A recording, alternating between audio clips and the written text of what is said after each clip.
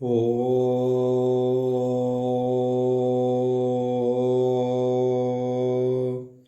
নমো ভগবতে বাসুদেবায়।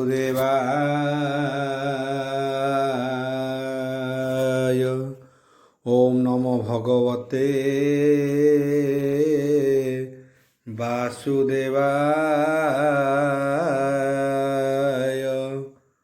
ওম নমো ভগবতে বাসুদেবায়। মঙ্গলাচরণ বাগিচা যস্য বন্দনে লক্ষে সূর্য চ বক্ষসি যশতে হৃদয় বসতি তনুষ্যম ভজে বিশ্ব সর্বদিবা লক্ষণম শ্রীকৃষ্ণাখ্য পরধ্যাম জগদ্ধাম নমামি তত মাধব মাধব বৈশ্য সর্বসিদ্ধি বিনায়তে বন্দে পরস্পরত্যম পরস্পরম প্রিয়লোকম मूकं करति वाचलं पंगु लंघयते गिरि जत्कृपाः तमः वन्दे परमानन्दो माधव। जो ब्राह्मण रुद्रेणं तु स्तुतन्ति दैवस्तव देवसंग पद पश्यन्ति जो समज्ञा ध्यान अवसते गदगदे मनसा पश्यन्ति जो योगिना जसन्ते न बुद्धि सुरसुरगण देवाय स्तुते नमः। नारायणं नमस्कृत्यं नरचैव नरोत्तमं देवी सरस्वती व्यासं तत्त जय मुद्रितं निर्गलं गलितं फलपि मुखाभिद्रव्ययुक्तं पिपतं भागवतं रसमालयतं प्रभु।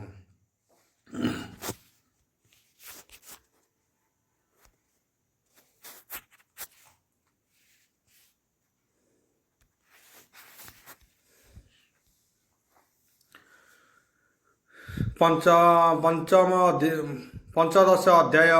चतुर्थ स्कंद पंचदश अध्याय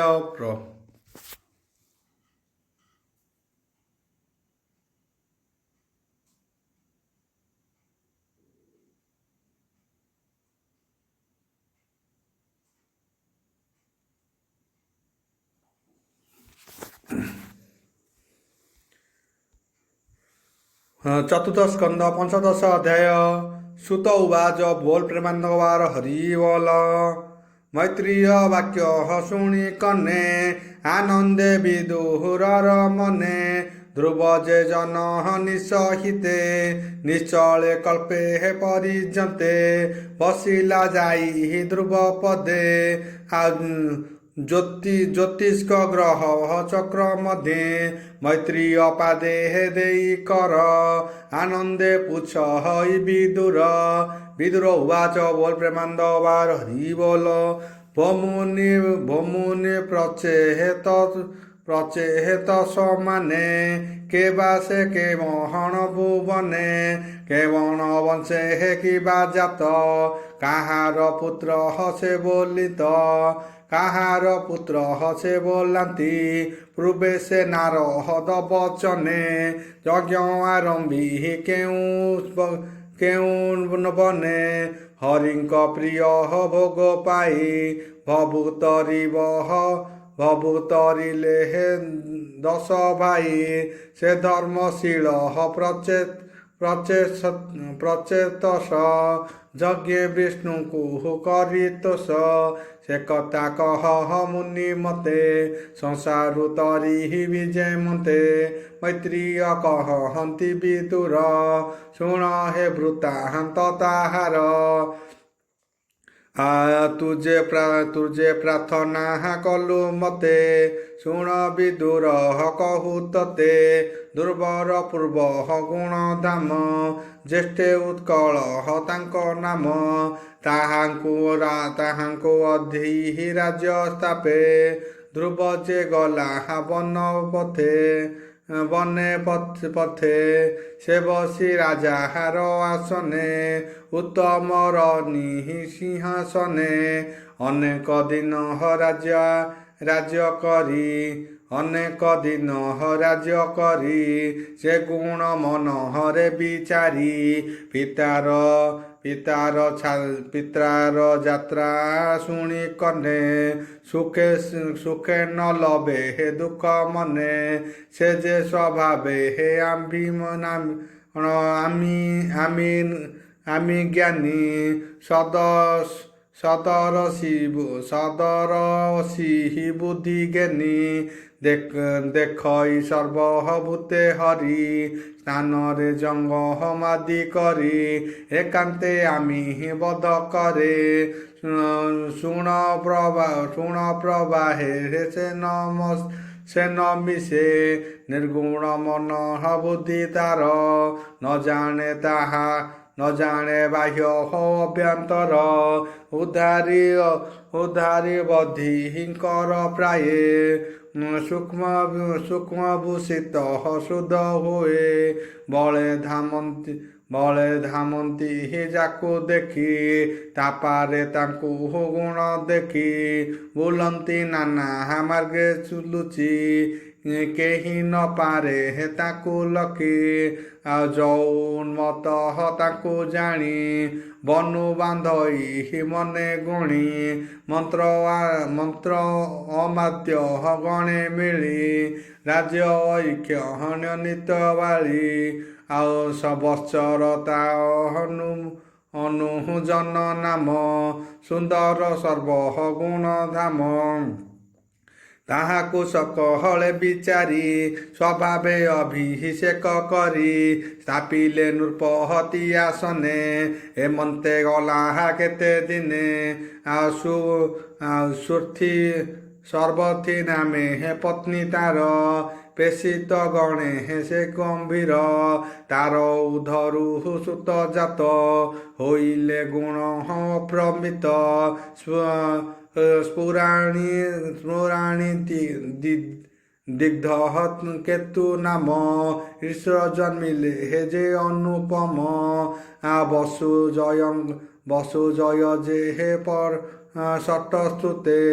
গুণে প্রত্যক্ষ হয় জগতে প্রভাত সজে হেবেনি নারী পুষ্পান্ন তুলে হে বিভা করি সে ভাবে গর্ভে হেন্তিনি সুত হইলে জগতে বিখ্যাত প্রাত মধ্যাহ্ন স্বয়ং কালে স্বভাবে তেজ অনর্গলে প্রদোষে নিঃসহায় যে ভূতা দেবাত নয় তিনি শ্রেষ্ঠা ব্যর্থষ্ট পর্ণিহেশ পুষ্করিণী তা গর্ভে সর্বহতে জন্মি আকৃতি লজ্জা হেলা বিভা কিবা উপমা তারে দেবা চক্ষুষ মনু তার বীর্য জন্মিলা আকুতির গর্ভ নডান্তে চক্ষু পক্ষ নারী রূপে কমাল নহেশ্বরী তার উদরে হেবার সুত জন্মিলে বিষ্ণু তেজযুত নাম সে পুরু কুচ্ছত্রিত দ্রুম সত্য যে হে রুদ্রবত অতিরাত্রি যে হে অগ্নিস্বষ্টে বিশ্রী যে উৎকহ উলহল প্রদ্যুম্নে উলল তহু ষষ্ঠ সুত হইলা মনু বংশে খ্যাত অঙ্গ সুমনা খ্যাতি তিনি কৃত্য অঙ্গিরা গয় ঘেনি সুনিতা যমহক দুহিতা অনঙ্গ অটে হে যে বর্ণিতা বেণ তাহার গর্ভে জাত শুণ হো তাহার চরিত সে পুণি মাতা মহ দোষে দুষ্ট হইলা মনু বংশে দুশিলা পণে হে দেখি তারে পিতা চলিলা ছাড় পুরে তাহার দেখি দুষ্টপণ কোপে নাচিলে হে মুনি গণ পুଣି কাতর মূর্ত গাত্রে বিপ্রে মন্থিলে হে পুত্র অর্থে তক্ষণে করে হে সুখ বড়ি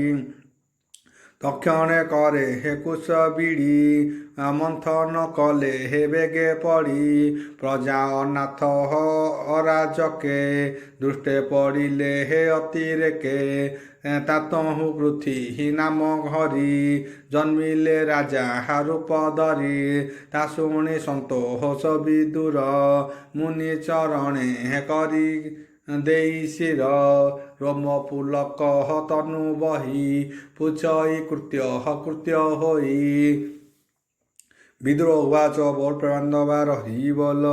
ଯେ ଅଙ୍ଗ ସାଧୁ ଶିଳ ନିଧି ସର୍ବଲକ୍ଷଣ ଶ୍ରେୟ ବୃଦ୍ଧି ବ୍ରାହ୍ମଣ ପ୍ରଜା ରକ୍ଷାକାରୀ ସେ ସର୍ବ ମଧ୍ୟ ହେ ଅଧିକାରୀ ତାହାର ବେଶେ ହେ ନାମେ ସୁତ ସେ ଦୁଷ୍ଟ ହୋଇ ହିଲାକେ ମନ୍ତ ପ୍ରଜାଏ ତାର ଦୁଷ୍ଟପଣେ ଭये ପଶିଲେ ହେ ଘର ବନେ କିମ୍ପା ବ୍ରାହ୍ମଣେ ହେ କୋପ କଲେ ତାହାକୁ ବ୍ରହ୍ମ ଦଣ୍ଡ ଦେଲେ ସେ ବିପ୍ରବରେ ହେ ସର୍ବଜ୍ଞାନ ଜ୍ଞାତା ଆଗମ ନିଗମ ବକତା ଏଡ଼େ ଅନ୍ୟାୟ କିମ୍ପା କଲେ ରାଜାଙ୍କୁ କିମ୍ପା ବିନାଶିଲେ ରାଜାର ଶରୀରେ ନିଶ୍ଚଳେ ସମସ୍ତ ଦୋଷ ଦିଗ ପାଳେ ଯେ ରାଜା ବିଷ୍ଣୁ ତେଜ ଭରି ସ୍ୱଧର୍ମ ପ୍ରଜାକୁ ପାଳଇ ସକଳ ରକ୍ଷଣର ବର୍ତ୍ତେ ତେଣୁ ଭିଆଓ ରାଜମତେ ଚମର ସୁତ ଯେଣୁ ଦୁଷ୍ଟ ହୋଇଲେ ହେ ଅବା ତେଣୁ ଆଉ ଅତ୍ୱଜ୍ଞ ମନେ ହେତୁ ଉତ୍ତମ ସର୍ବଜ୍ଞ ତୁ ହି ପୁଣ୍ୟଧାମ ଏକଥା କହ ମୁନି ମତେ ସଂଶୟ ନର ହୁ ମୋଚିତେ ବିଦୁର ତହୁଁ ପ୍ରଶ୍ନ ଶୁଣି ମୈତ୍ରୀୟ କହେ ହେ ମୃଦୁବାଣୀ ମୈତ୍ରୀୟ ଉବାଚ ବୋଲ ବ୍ରହ୍ମାଣ୍ଡବାର ହରି ବୋଲ ଶୁଣ ହେବେ ବେଣ ଦୁଷ୍ଟପଣ କହିବା ତାହାର କାରଣ ଅଙ୍ଗ ଯେ ଅଶ୍ୱମେଧ କଲା ଉତ୍ତମ ଋଷିଙ୍କୁ ବରିଲା ସକଳେ ମିଳି ଦେବନାଥେ ଅନେକ ପୂଜିଲେ ସମୀପେ ଯଜ୍ଞ କୁଣ୍ଡଳେ ହେ ବିପ୍ରେ ଚାହିଁ ଦେଖିଲେ ଦେବ ଗଣେ ନାହିଁ ଇନ୍ଦ୍ରାଦି ଦଶ ଦିଗ ପାଳେ ସେ ଯଜ୍ଞ କେହି ନ ମିଳିଲେ ଦେଖି ବିସ୍ମୟେ ହେ ମୁନି ଜନେ ନିକଟେ ରାଇ ଯଜମାନେ ବୋଇଲେ ରାଜା ମୁଖ ଚାହିଁ ଏ ଯଜ୍ଞ କରୁ କାହିଁ ପାଇଁ ଦେହେ ସେ ବହି ନଗେନିଲେ ଆମ୍ଭେ ପଚାରୁ ତୋର ଭଲେ ଶୁଣ ରାଜନ ସାବଧାନେ କିବା କଳ୍ପିତ ତୋର ମନେ ପବିତ୍ର ଦ୍ରବ୍ୟ ସୁଧକାରୀ ସକଳ ନିଗମ ଉଚାରି ଆମ୍ଭେ ସକଳ ଧ୍ରୁବବ୍ରତ ତୁମ୍ଭେ ସ୍ୱଭାବେ ହେ ଶୁଦ୍ଧ ଚେତ ମନ୍ତ୍ରେ ଉଚାରି ଆମ୍ଭେ ତୁମ୍ଭେ ଆହୁତି ଦେଲୁ ଯଜ୍ଞ କୁମ୍ଭେ ଦେବେ ନଇଲେ ହେ କେବେ ଭାଳେ ତାର ପ୍ରସ୍ତାବେ ହେ ଶୁଣ ଏବେ ସକଳେ କର୍ମ ସାକ୍ଷୀ ଦେବ କିମ୍ପା ନଇଲେ ହେ ଯଜ୍ଞ ଭାଗ ମୈତ୍ରୀ ଉବାଚ ବୋଲ ବ୍ରହ୍ମାଣ୍ଡବାର ହରି ବୋଲ ଅଙ୍ଗ ଯେ ବିପ୍ରହ ବାକ୍ୟ ଶୁଣି ଅଙ୍ଗ ଯେ ବିପ୍ରହ ବାକ୍ୟ ଶୁଣି ମୁହୂର୍ତ୍ତେ ହରି ମନ ଗୁଣି ସଭାଜନଙ୍କ ମୁଖୁ ଚାହିଁ ବୋଇଲେ ଶିରେ ହେ କର ଦେଇ କି ମଦ କର୍ମ ମୋର ଅଛି କେମନ୍ତେ ପାରିବୁ ମୁଁ ଲକ୍ଷୀ ଦେବେ ନଇଲେ ହେ ଯଜ୍ଞ ଭାରେ କାରଣ କହ ମୋ ଆଗରେ ଏମନ୍ତେ ରାଜା ମୁଖୁ ଶୁଣି ସଧର୍ମ ବିପ୍ରହ ପରିମାଣି ବୋଇଲେ ରାଜା ମୁଖୁ ଚାହିଁ ଏ ଜନ୍ମ ତୋର ଦୋଷ ନାହିଁ ପୂର୍ବେ ଅର୍ଜିତ କର୍ମ ଫଳେ ସନ୍ତତି ନାହିଁ ତୋର କାଳେ ଅପୃତ୍ର ଦୋଷେ ଦେବ ଗଣେ ନଇଲେ ଯଜ୍ଞ ନିମନ୍ତ୍ରଣେ ସପୁତ୍ର ସଂକଳ୍ପ ପୁତ୍ର ଅର୍ଥେ କର ଯଜ୍ଞ ପୁରୁଷ ଯଜ୍ଞ ବର ତେବେ ସକଳ ଦେବଗଣ ତୋ ଯଜ୍ଞ ହୋଇବେ ବରଣ ସେ ବିଷ୍ଣୁ ବହିର୍ଭାଗ ଭୋଗ ପାଇ ତୋହର ଯଜ୍ଞେ ଦୋଷ ହୋଇ ସେ ହରିପୁତ୍ର ଦେବେ ତତେ ସଂସାରୁ ତରି ବଜେ ମନ୍ତେ ମୈତ୍ରୀୟ ଆନନ୍ଦ ଚିତରେ କହନ୍ତି ଶୁଣ ହେ ବିଦୁରେ ଏମନ୍ତେ ବିପ୍ରହ ବାକ୍ୟ ଶୁଣି ସେ ଅଙ୍ଗରାଜ ମନେ ଗୁଣି ଯଜ୍ଞ ପୁରୁଷ ତୁଣ୍ଡେ ଆହୁତି ଦେଲେ ହେ ହୋମ କୁଣ୍ଡେ ମନ୍ତ୍ର ଉଚାରି ବିଧି ମତେ ମୁନିଏ ଦେଲେ ହେ ସୁଦ ଚିତେ ତକ୍ଷଣେ କମଣ୍ଡଳୁ ଜାତ ହୋଇଲା ପୁରୁଷ ଅଦ୍ଭୁତ ହୃଦେ ଲମ୍ବଇ ମୋହହାର କୋଟିରେ ଶୋହେ ପିତାମ୍ବ ସୁବର୍ଣ୍ଣ ପାତ୍ର କରେ ଧରି ସିନ୍ଧୁ ପାୟସ ପୂର୍ଣ୍ଣ କରି ତେଜ ଗଞ୍ଜାଇ ସୂର୍ଯ୍ୟକାନ୍ତେ ତା ଦେଖି ବିପ୍ରହ କଲେ ସ୍ତୁତି ଷୋଡ଼ଶ ଉପଚାର ଜୁତେ ବିପ୍ରେ ପୂଜିଲେ ହେ ଜଗନ୍ନାଥେ ଯଜ୍ଞ ପୁରୁଷ ଆଜ୍ଞା ଘେନି ବ୍ରାହ୍ମଣେ କଲେ ହେ ଜୟ ଧ୍ୱନି ଅମୃତ କ୍ଷୀରି ପୂର୍ଣ୍ଣ ରାଜାଙ୍କୁ ଅପ୍ରିହିଲେ ବ୍ରାହ୍ମଣ ବିପ୍ରବଚନେ କ୍ଷୀରି ପାତ୍ର କରେ ଘେନିଲେ ହେ ନରନାଥ ଆଗ୍ରାଣ କରି ନାସା ଦ୍ୱାରେ ଦେଲା ସେ ନିଜ ପନି କରେ ରାଣୀ ତା ନଘେ ନୀଲା ସନ୍ତୋଷେ ଗୃହେ ଗଞ୍ଜିଲା ମନ ତୋଷେ ତକ୍ଷଣେ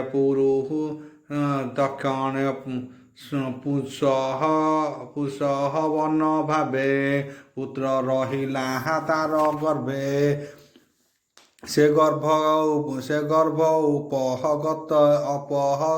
ସେ ଗର୍ଭ କାଳ ଉପଗତ କୁମର ଜନ୍ମିଲା ଅଦ୍ଭୁତ ଦିନକୁ ଦିନ ସେ ବଢ଼ିଲା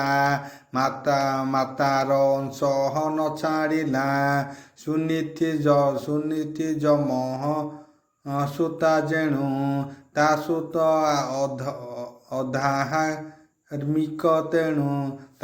ଅଧାର୍ମିକ ତେଣୁ ଅଧର୍ମ ଅଂଶେ ଯହୁଁ ଜାତ ଦୋହିତ ଯାର ଅନୁଗତ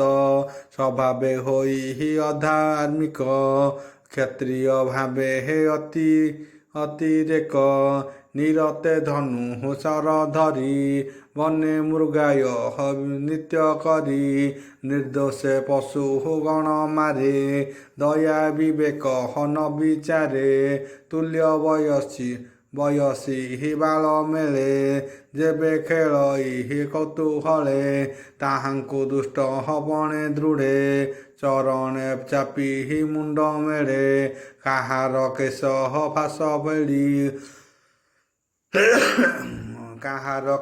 ଫାସ ଫେଡ଼ି କର ଚରଣେ ଦୃଢ଼େ ବିଡ଼ି ଏମନ୍ତେ ତାର ଦୁଷ୍ଟପଣେ ରାଜାର ଆଗେ ପ୍ରଜାଗଣେ ରୋଦନ କରି ଉଚ୍ଚ ସ୍ୱରେ କର ଅଞ୍ଜଳି ଦେଇ ଶିରେ କରନ୍ତି ଦେବ ଦୁଷ୍ଟପଣ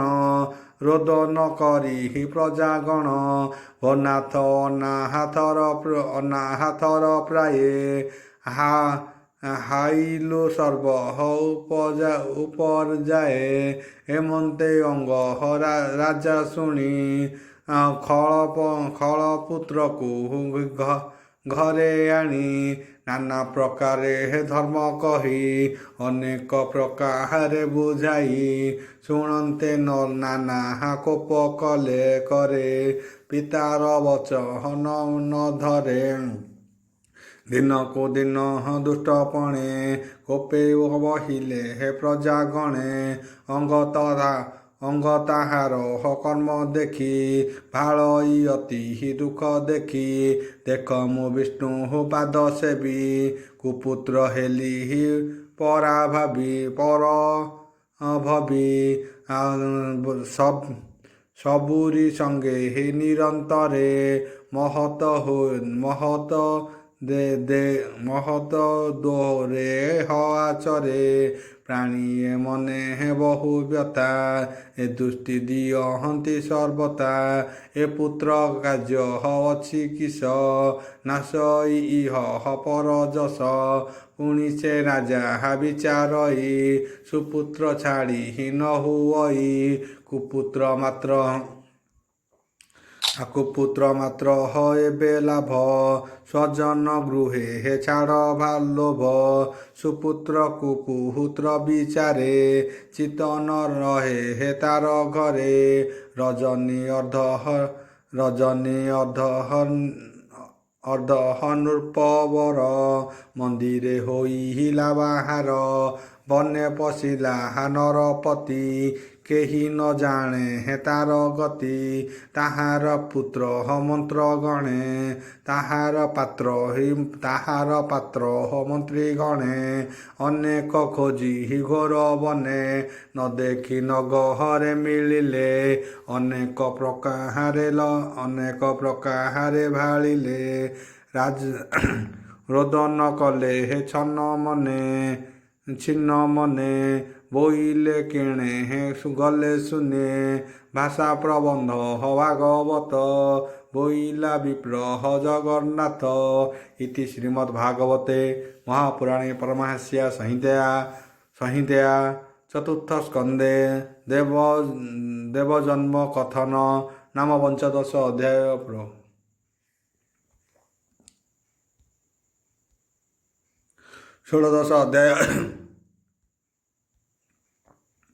ଷୋଡ଼ଶ ଅଧ୍ୟାୟ ଚତୁର୍ଥ ସ୍କନ୍ଧ ଷୋଡ଼ଶ ଅଧ୍ୟାୟ ମୈତ୍ରୀୟ ହର ସେ କହନ୍ତି ଶୁଣ ବିଦୁର ସୁଧ ଚିତି